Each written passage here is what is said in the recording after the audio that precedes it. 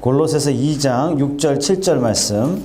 그러므로 너희가 그리스도 예수를 주도 받았으니 그 안에서 행하되 그 안에 뿌리를 박으며 세움을 받아 교훈을 받은 대로 믿음에 굳게 서서 감사함을 넘치게 하라. 아멘. 여러분에게 책 한 권 소개하겠습니다. 나는 마흔에 것도 대화냐고? 그래, 이게 대화야. 대화의 기술에서 초보적인 1단계의 대화지만 생활 속에서 아주 중요한 부분이란다. 여보, 오늘은 춥대. 내일을 두꺼운 걸로 입어야겠어. 전에 샀던 양털 꺼내줘. 이런 대화를 분명 했는데도 나는 늘 굶주렸단다. 남편이 가고 없을 때 남편이 있어준 게 그 형편없는 대화도 나에게는 너무나 소중한 대화였다는 사실을 신달자 선생님은 깨닫고 딸에게 알려주는 거예요. 남편이 있어준 그거 하나만으로도 너무 고맙다는 얘기예요. 여러분, 대부분의 많은 사람들이 감사하기보다도 원망과 불평으로 살아요. 원망과 불평은 자기를 죽이는 겁니다. 내가 가지고 있는 지금의 성공을 단숨에 물거품 만드는 게 원망과 불평이에요.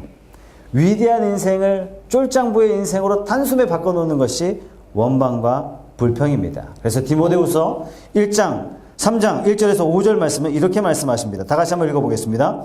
너는 이것을 알라. 말세에 고통하는 때가 이르러 사람들이 자기를 사랑하며 돈을 사랑하며 자랑하며 교만하며 비방하며 부모를 거역하며 감사하지 아니하며 거룩하지 아니하며 무정하며 원통함을 풀지 아니하며 모함하며 절제하지 못하며 사나우며 선한 것을 좋아하지 아니하며 배신하며 조급하며 자만하며 쾌락을 사랑하기를 하나님 사랑하는 것보다 더하며 경건의 모양은 있으나 경건의 능력은 부인하니 이 같은 자들에게서 내가 돌아서라.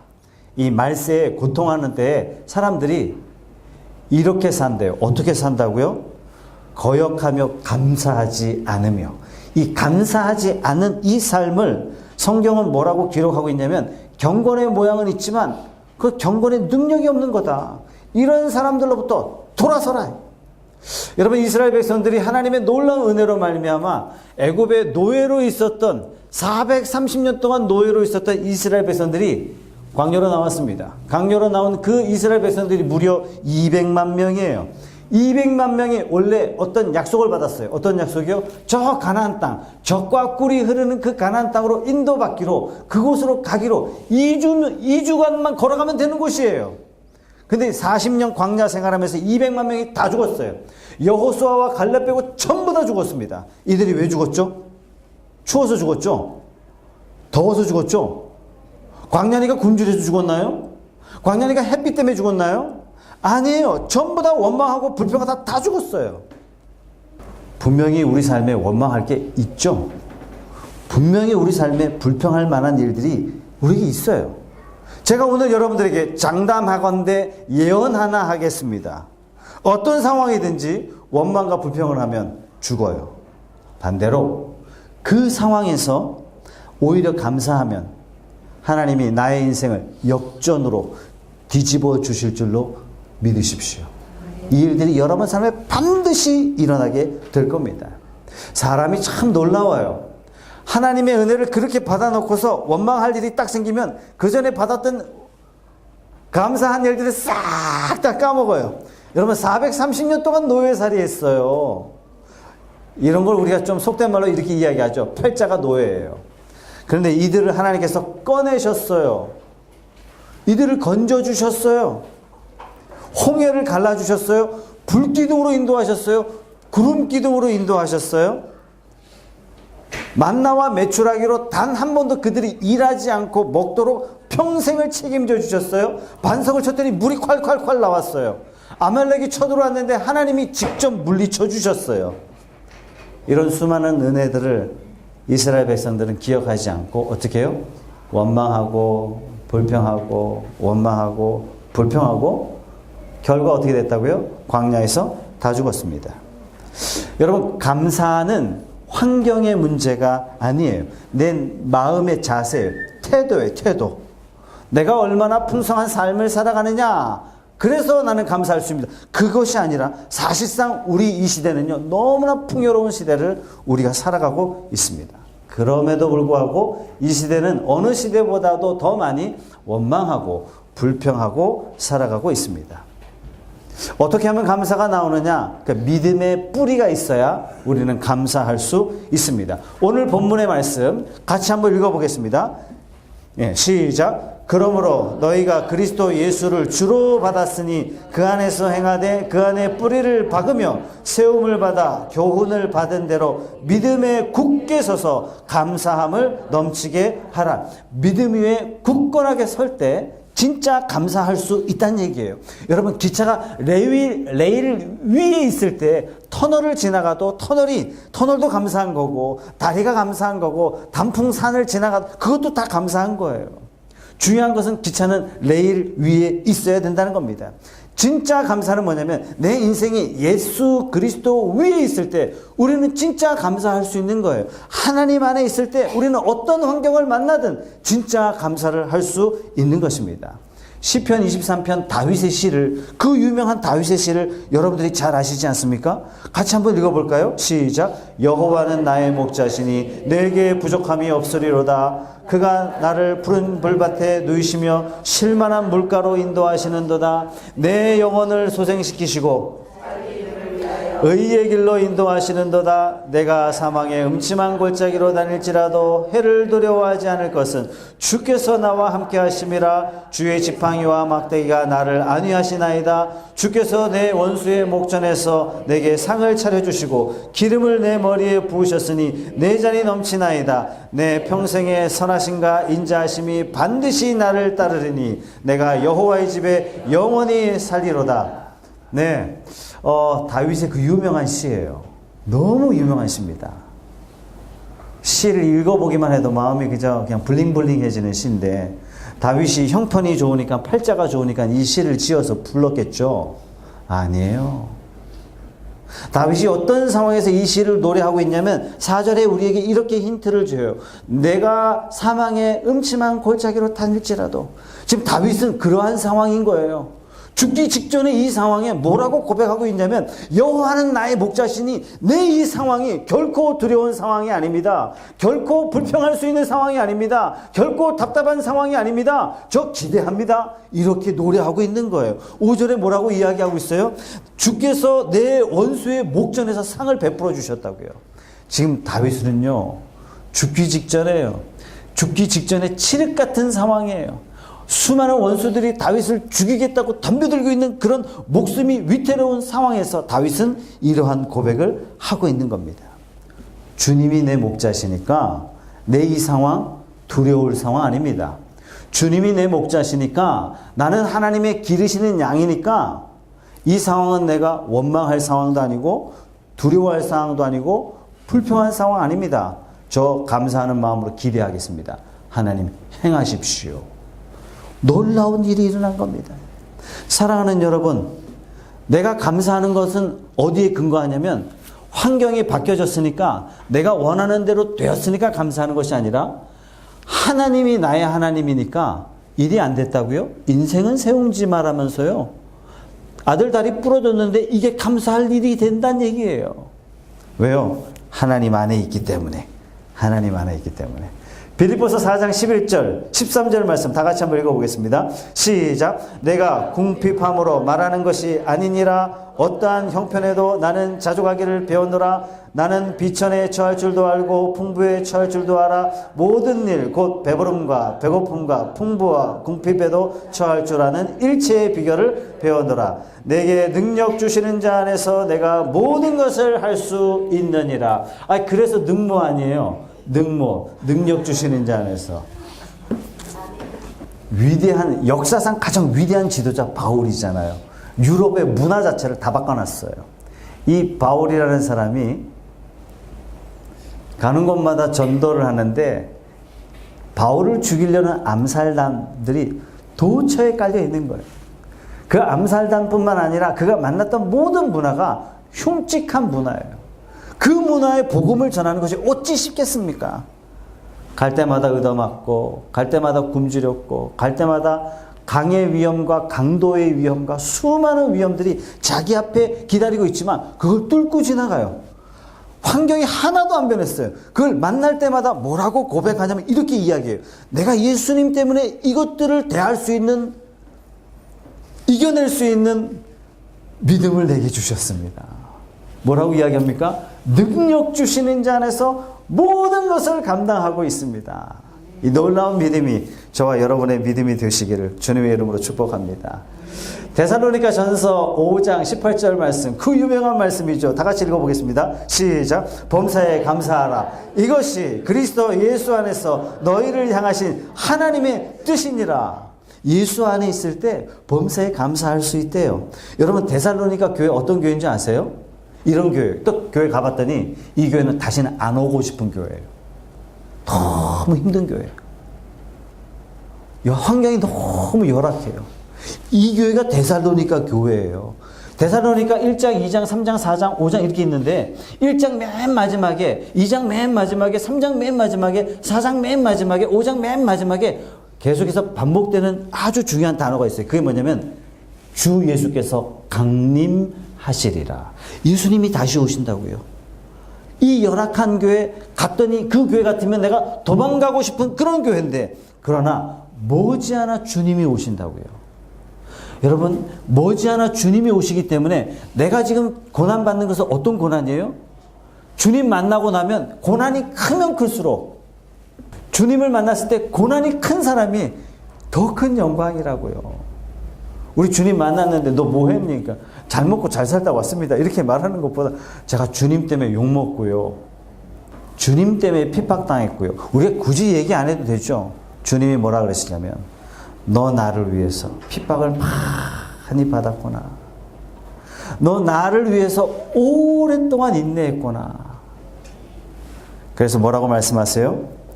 생각건대 현재의 고난은 장차 우리에게 나타날 영광과 좋게 비교할 수 없도다.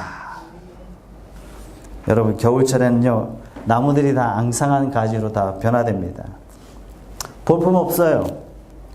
혹독한 추위에 얼지 않고 나무가 생존하기 위해서는 나뭇잎을 다 떨어뜨려야 돼요. 하나님께서 일부러 앙상하게 만들어주세요. 하나님께서 혹독한 겨울을 이 나무들이 견딜 수 있도록 나뭇잎을 강제로 다 떨어뜨리세요. 하나님이 정리하셨어요. 이걸 우리는 뭐라고 이야기하냐면 하나님의 섭리, 다른 말로 하나님의 지독한 사랑입니다. 그래서 우리는 앙상한 나무가지를 보고도 감사할 수 있어요. 이것은 떨어뜨린 것으로 끝난 것이 아니라 봄의 새싹을 맞이할 수 있도록 하나님이 준비하고 계신 것입니다. 이걸 우리가 믿음의 눈으로 보는 거예요. 여러분, 어떻게 우리가 감사가 넘치게 살 수 있을까요? 표현을 좀 잘해야 됩니다. 사실 하나님, 제가 하나님께 받았습니다. 이렇게 여러분들이 자주 말씀하셔야 돼요. 하나님이 많이 주셨잖아요. 그죠? 네, 여러분 표정이 아무것도 안 받았다는 표정으로. 성경에 보면 위로부터 내려오지 않은 것이 아무것도 없다. 이렇게 말씀하세요. 하나님이 다 주셨다는 얘기예요. 마치 내가 노력한 것처럼 오리발 내미시면 안 됩니다. 누가복음 17장에 보면 나병 환자 10명, 문둥병 환자죠. 문둥병 환자는 불치병이기 하지만 본질적으로 성경에 말씀하시는 문둥병은 뭐냐면 저주받은 질병이에요. 문둥병 환자들은 절대로 일반 사회에 섞여서 살 수 없습니다. 따로 격리예요. 이건 실제적으로 추방이나 마찬가지죠. 예수님 당시에 10명의 문둥병자가 예수님이 지나간다는 소식을 듣고 그분 만나면 치료함 받을 거라고 확신을 하고 뛰쳐나왔어요. 예수님! 예수님! 이렇게 뛰쳐나왔어요. 이건 사람들이 문둥병 환자를 보는 순간 돌을 들어서 던질 수 있어요. 공개적으로 던질 수 있습니다. 이 문둥병 환자에게 예수님께서 치료해 주셨어요. 길 가다가 치료받았는데 10명 중에 1명이 딱 돌아와서 예수님께 고백합니다.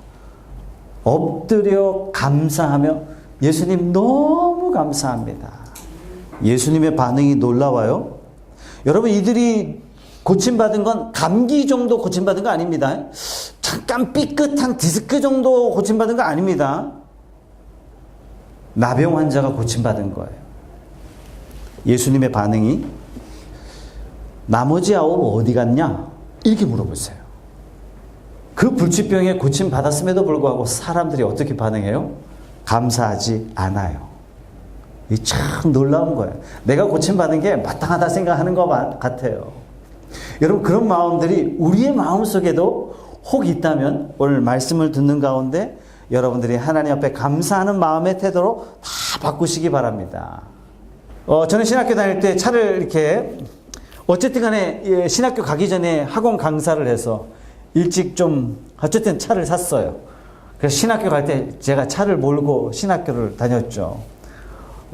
그때는 더 차가 없었던 시대였으니까 이 동료들 태우고 다니고 가다가 이제 여기 태워 내려주고 여기 내려주고 한 학기하고 그 다음 학기 안 태워주면 왜 안 태워주냐고 사대질 한다니까요. 늘 밥 사는 사람이 오늘 딱 밥 안 사면 왜 밥 안 사냐고 이렇게 따지는 게 인간의 마음입니다. 여러분, 우리가 호흡하는 이 호흡은요, 저 중환자실에서 호흡기 달지 않으면 호흡할 수 없는 어떤 사람에게는 기적 같은 일들을 지금 우리는 너무 편안하게 하고 있는 겁니다. 여러분, 이 일에 대해서도 우리는 큰 감사거리라는 사실을 우리가 잊지 말아야 됩니다. 영어 공부 하나 하시죠. 네, think와 thank. 네. 두 단어는요, 어근이 똑같아요. 말의 머리가 똑같다는 뜻입니다. 이것은 무엇이냐면 우리의 생각은 다 무엇으로 채워져야 되냐면 감사로 채워질 때 그의 인생이 진짜 복된 인생이 될 수 있다는 얘기예요. 감사를 생각해 내야 된다는 얘기예요. 생각을 여러분 잘해야 됩니다. 모든 것들을 다 당연시 생각하기 시작하면 우리의 인생이 메마르기 시작해요. 우리의 인생에 원망과 불평이 서서히 들어오기 시작해요. 감사를 다 빼앗기는 거예요. 저와 여러분의 생각 속에 감사와 은혜로 가득 채우시기를 바랍니다. 우리의 생각 속에 감사를 채우지 않으면 하나님께서 깨달음을 주시기 위해서 가끔 우리에게 브레이크를 한 번씩 딱 거세요. 브레이크가 한 번 딱 거시면 걸리게 되면 이렇게 돼. 한번 병원에 진창 누워가지고 생각하는 거예요. 그동안 건강하게 살았던 게 감사한 건데 아파 보니까 일상이 감사한 거예요. 교통사고 한번 딱 났더니 그동안 무탈하게 운전하고 다녔던 모든 것들이 감사한 거구나. 진급에 한번 딱 누락되고 나더니 지금까지 승승장구한 게 다 내 능력인 줄 알았더니 하나님 은혜였구나. 이 깨닫게 되는 거예요. 사업에 한번 딱 어려움을 경험하고 나면 그동안 내 실력인 줄 알았는데 이게 다 하나님의 은혜였구나. 여러분, 일상을 늘 감사로 표현할 줄 아는 그런 감사의 사람이 되십시오. 설령 삶의 어려움을 경험하더라도 그 어려움을 통해서도 하나님 앞에 감사를 표현할 수 있는 그러한 사람이 되시기 바랍니다. 감사는요, 습관이에요. 두 사람이 한 손을 각각 잃었어요. 한 사람은 잃은 것 때문에 늘 감사해요. 한 사람은 반면에 늘 불평해요. 왜요? 똑같은 상황인데 한 사람은 남은 팔을 바라보고 감사하고 있고 한 사람은 없는 팔을 바라보고 불평하고 원망하고 있더란 얘기예요. 어떤 상황에도 있는 것 보고 감사하십니까? 아니면 여러분들은 이렇게 상황이 좋은데도 불구하고 없는 것 때문에 불평하고 원망하고 계십니까? 요즘 제가 깨닫는 겁니다. 아무리 재능이 있다고 해도 그 사람이 그것 때문에 출세하는 게 아니더라고요. 인생이 풀리는 인생이 있고 인생이 딱 막힌 인생이 있어요. 풀리는 인생은 어떤 사람이냐면 무슨 일을 만나도 그냥 감사해요. 막힌 사람의 특징이 뭐냐면 좋은 일이고 평범한 일 속에서도 원망하고 불평하고 있더란 얘기예요. 여러분, 어떤 상황에서도 감사를 찾아내시고 감사하고 감사하고 감사하고. 제가 어떤 책에 보니까 어떻게 감사하라고요? 힘들고 어려운 일 만나면 어금니를 꽉 깨물고 어떻게 해요? 감사합니다 이렇게 하라고요. 상황이 뒤바뀐다는 사실이에요. 미국의 노스 캐롤라이나에서 목회하시는 목사님. 성도들이 우리 교회보다 좀 많은데 어쨌든 성도들이 별로 없어요. 개척교회예요. 목사님이 저녁 7시부터 밤 12시까지 열심히 기도해요. 성도들을 위해서 기도하고 자녀들을 위해서 이름 불러가면서 기도하고. 근데 참 이상하죠. 이 성도들이 목사님을 싫어해요. 목사님 설교가 형편없다고 이야기하고, 목사님 좀 나가줬으면 좋겠다고 이야기하고, 하여튼 이민교회가 좀 힘듭니다. 근데 이것을 목사님이 느낄까요? 못 느낄까요? 느껴요. 그래서 목사님이 어느 날 끝까지 다 차서 이제는 더 이상 목회 못해야겠다. 미국 집집마다 돌아다니면서 페인트 칠해주면서 내가 마음 편안하게 살지, 늘 원망하고 불평하는 성도들에게 어떻게 목회하겠나 싶어서 하나님 앞에 작정합니다. 하나님, 이제 그만둘 테니까 하나님 알아서 하시라고. 그랬더니 내면에 하나님께서 이런 음성을 주시더래요. 야, 너 성도들에게 감사 한번 해봤냐? 이 음성을 듣는 순간 분이 막 차올라가지고, 내가 하루 5시간 동안 성도들을 위해서 기도하는데 성도들은 나 위해서 기도 한번 해봤냐 말이에요. 가만히 생각해 보니까 우리 성도들이 어떻게 오냐면, 미국은 땅이 넓잖아요. 2시간 걸려서 교회 오는 거예요. 아, 교회 오면서 큰 교회 없냐 말이에요. 교회 오는 동안 이름 있는 교회 없겠습니까? 너무 감사한 거예요. 생각해 보니까 너무 감사한 거예요. 주일날 이 교회는 이제 구역별로 식사를 해요. 그러니까 구역별로 밑반찬들 다 집에서 준비해가지고 교회 오는데, 아, 세상에 이걸 한 번도 내가 감사해 본 적이 없네. 목사님이 그런 생각이 든 거예요. 특히 교회에서 목사님을 유독 괴롭히는 장로 권사 5분 이름을 딱 써가지고 감사를 쓰기 시작했어요. 감사 쓰고. 그러니까 한 장로님에 대해서, 정말 목사님을 미워하는 장로님에 대해서 감사 내용을 100개를 썼어요. 그날 밤에 100개를 썼어요. 밤 12시가 됐어요. 그래서 밤 12시에 2시간 차 타고 가서 장로님 집 대문에 감사 편지를 딱 꼽아놓고 새벽 2시에 이제 교회로 돌아왔어요. 아침에 일어나니까 장로님 문을 딱 여니까 웬 편지가 있네요. 딱 열어보니까 자기를 향한 감사 편지예요. 첫째, 둘째, 셋째 감사 편지를 읽다가 장로님이 그만 대성 통곡합니다. 여러분, 글을 읽어보면 이게 입 바른 소리인지 형식적인 글인지 진짜인지 알잖아요. 100가지를 어떻게 써요? 깊이 묵상했다는 얘기예요. 장로님이요, 그 자리에서 손을 들었어요. 자기가 잘못했다고. 하나님, 자기가 잘못했다고. 펑펑 옵니다. 그 5분에게 똑같이 했어요. 똑같이. 그 주일에 5분이 오셨는데 완전히 다른 사람이 되어서 오셨더라고요. 목사님 보기만 하면 그렇게 반대하는 사람이, 목사님이 무슨 일을 해도 찬성하는 1등 동역자가 되었다는 얘기예요. 그래서 교회가 부흥하기 시작해요. 이 5명의 태도가 바뀐 거예요. 사랑하는 여러분, 감사는 습관이에요. 입만 열면 감사가 입에서 쏟아져 나오는 여러분들이 되시기를 주님의 이름으로 축복합니다. 어리석은 사람은 좋은 일이 있어야 감사한다고 이야기를 해요. 그러나 믿음의 사람은 감사했더니 기적이 일어났다고 이야기를 해요. 많은 사람들이, 아니 행복할 일이 있어야 내가 감사하죠. 나도 기적이 일어나면 감사할 수 있죠. 이렇게 이야기해요.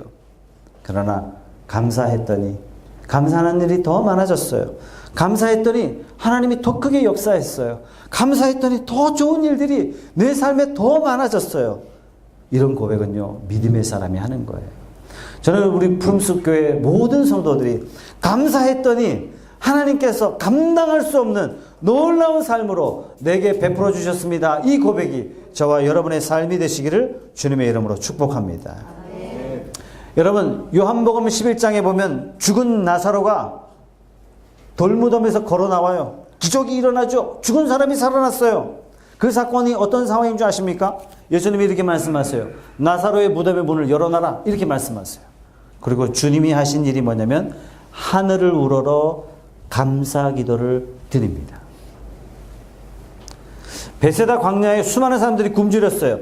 2만 명이 굶주렸습니다. 예수님 앞에 달랑 놓여져 있는 게 오병이어예요. 물고기 2마리와 떡 5개밖에 없었어요. 예수님이 뭐 하셨어요? 감사하시고 축사하시자 먹고도 남음이 있는 기적이 일어났습니다.